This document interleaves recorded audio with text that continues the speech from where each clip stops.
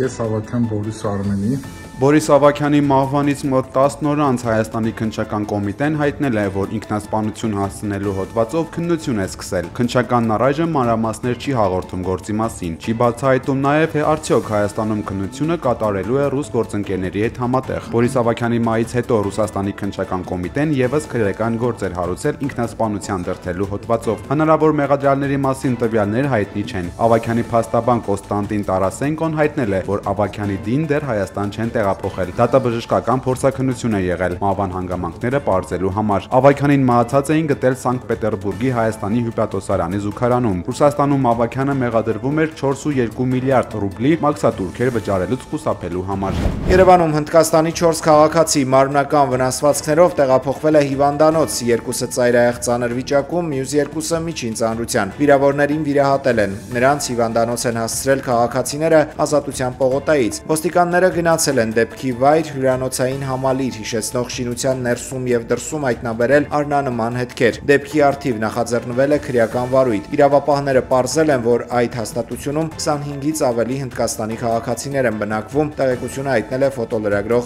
Գագիկ Շամշյանը։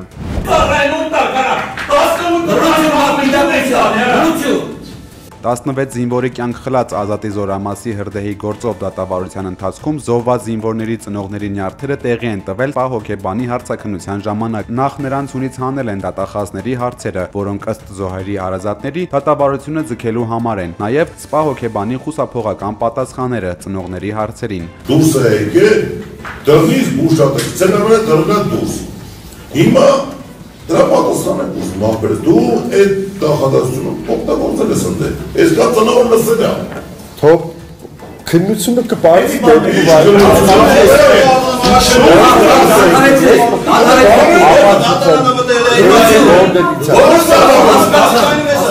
Հարգելի ներկաներ, Հայաստանի եւ Ադրբեջանի տարածքային ենթակառուցվածքների բացումը տեղի կունենա առաջիկայում, վստահ է Հայաստանի վարչապետը եւ կարծում է նոր հնարավորություններ են բացվելու մեր երկրի համար։ Հայաստանի հանքարդյունաբերություն 2025 ֆորումի մասնակիցների արչեւ ելույթ ունենալիս Նիկոլ Փաշինյանը նաեւ ասել է, որ Արաքսի ափից ավազի արդյունահանումը Հայաստանի տարածքային ամբողջականության խախտում է ըստ էության։ Տարածքային ամբողջականության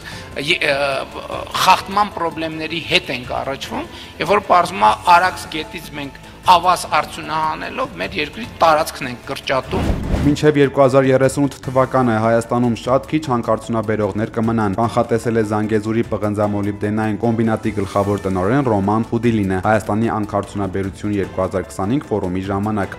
2038 թվականին 2038 թվականին քչերն են մնալու, մնացածը արդեն կվերջացնեն նրանց աշխատանքը։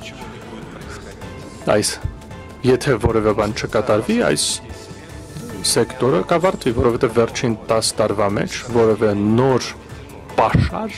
չի ներմուծվել, որևէ նոր կառույց, որևէ նոր դերնարկատիրություն, նույնիսկ Հայաստանի մակարդակով միջին չի բացահայտվել եւ չի թողարկվել։ Դա շատ լուրջ մարտահրավեր է։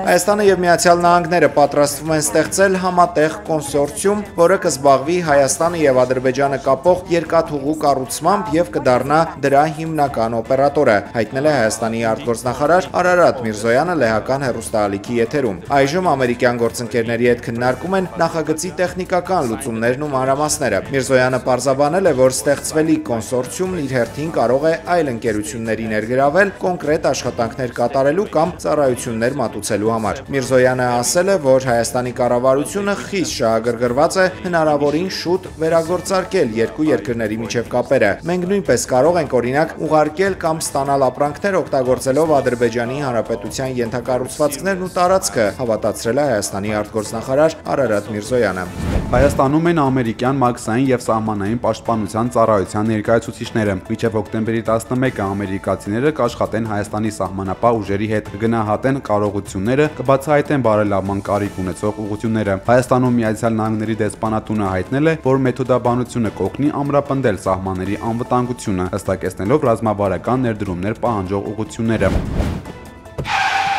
Սանկտ Պետերբուրգի կենտրոնում Porsche Cayenne մակնիշի մեքենան թռել է գետը, ուղևորուհին մահացել է։ Տեսախցիկները ֆիքսել են, թե ինչպես է մեքենան մեծ արագությամբ դուրս գալիս ճանապարհի երթևեկելի հատվածից եւ ընկնում գետը։ Փրկարարներն ու ջրասուզակները մեքենայից դուրս են բերել վարորդին եւ ուղևորուհուն։ Ցավոք կնոջ կյանքը փրկել չի հաջողվել։ Նա մահացել է մինչեւ շտապօգնության ժամանումը։ 36-ամյա վարորդը ալկոհոլի ազդեցության տակ է եղել։ Նրան տեղափոխել են հիվանդանոց, սակայն հրաժարվել է բժշկական փորձաքննություն անցնել։ Վարորդին ձերբակալել են։ Մոսկվան եւ Կիևը գերիների փոխանակում են արել բելարուսա-ուկրաինական սահմանին։ Փոխանակումը եղել է 185-185-ի դիմաց։ Ռուս գերիների մեջ նաեւ 20 քաղաքացիական կա։ Նրանք այժմ Բելարուսում են հոգեբանական եւ բժշկական անհրաժեշտ օգնություն են ստանում։ У нас появилось много современных высокотехнологичных систем оружия.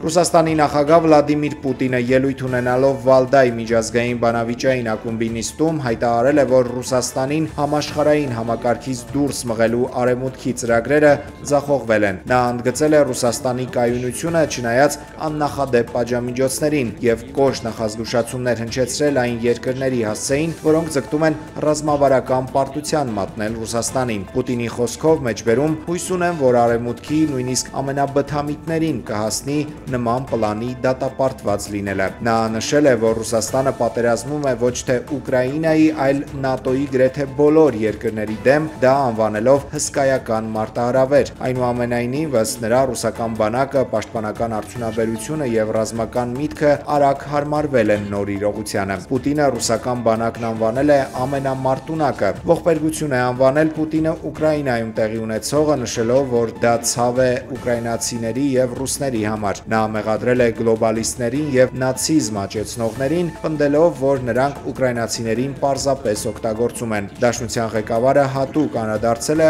ԱՄՆ-ի հետ հարաբերություններին, նախազգուշացրել, որ Կիևին ամերիկյան հեռահար հրթիռների հնարավոր փոխանցումը կնշանակի էսկալացիայի որակապես նոր փուլ, որը կվնասի ռուս-ամերիկյան հարաբերություններին։ Միևնույն ժամանակ Պուտինը վստահություն է հայտնել, որ դա մարտի դաշտում ոչինչ չի փոխի եւ ռուսական զինուժը կսովորի որսալ դրանք, ինչպես սովորել է խոցել ամերիկյան մյուս հրթիռները։ Չնայած առկա հակասություններին, Պուտինը հայտարարել է, որ Ռուսաստանը ձգտում է ԱՄՆ-ի հետ հարաբերությունների լիարժեք վերականգնման, նշելով, որ խոշոր տերությունների համար տարաձայնությունները նորմալ են եւ կարեւորն այն է, թե ինչպես են դրանք լուծվում։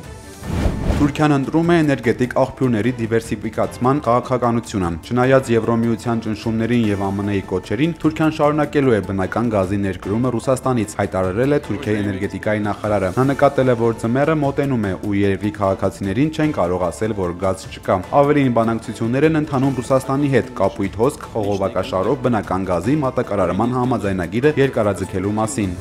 Եվրոընտանիքի երկնքից անօթաչու թռչող սարքերը չեն հեռանում։ Այս անգամ Մյունխենի օդակայանը գիշերը մի քանի ժամ կատվածահար է եղել։ 17 չվերթ չեղարկվել է, 15 օդանավ չի կարողացել վայրեջք կատարել։ Մոտ 3000 ուղևոր ժամեր շարունակ արգելափակված է մնացել օդակայանում։ Թե ինչ տեսակի եւ քանակի ԱԹՍ-ներ են եղել օդում, պարզ չէ։ Օդակայանը վերսկսել է աշխատանքը վաղ առավոտից։ Dans la tribune que nous avons Եվրոպական միության եւ ՆԱՏՕ-ի անդամ երկրների օդային տարածքը խախտող անօթաչու թռչող սարքերն առանց նախազգուշացման կոչնչացվեն, հայտարարել է Ֆրանսիայի նախագահ Էմանուել Մակրոնը։ Քաղաքացիական եւ ռազմական ինքնաթիռների դեպքում ՆԱՏՕ-ն հարցը կկարգավորի առանձին ընթացակարգով։ Տելեգրամի հիմնադիր Պավել Դուրովը հեղափոխական քայլերի մասին է հայտարարել։ Նա Ղազախստանում արհեստական բանականության լաբորատորիա է հիմնում։ Ցանկանում է արհեստական բանականությունը հասանելի դարձնել 1 միլիարդ մարդու, որը կլինի ավելի հարմարավետ եւ թափանցիկ, ասել է Դուրովը։ Նոր տեխնոլոգիան համատեղելու է արհեստական բանականությունը եւ բլոկչեյնը, ինչը թույլ կտա, որ այդ համակարգի օգտագործողների տվյալների գաղտնիությունը երաշխավորվի գրեթե 100%-ով, շեշտել է Տելեգրամի հիմնադիրը։ Նախորդ տարի Տելեգրամը համագործակցել էր Ղազախստանի տվյալների կենտրոնի հետ, որի օգնությամբ հավելվածը սկսել է ավելի արագ աշխատել։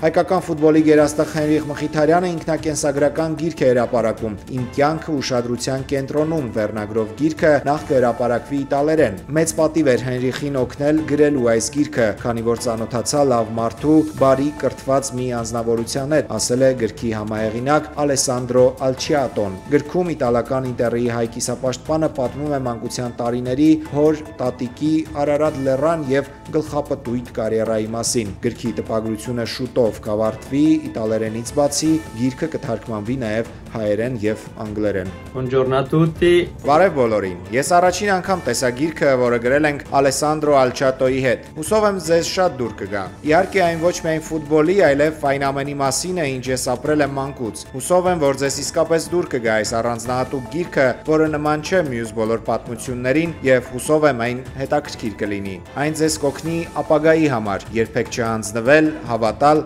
եւ իհարկե գնալ ձեր երազանքների հետևից։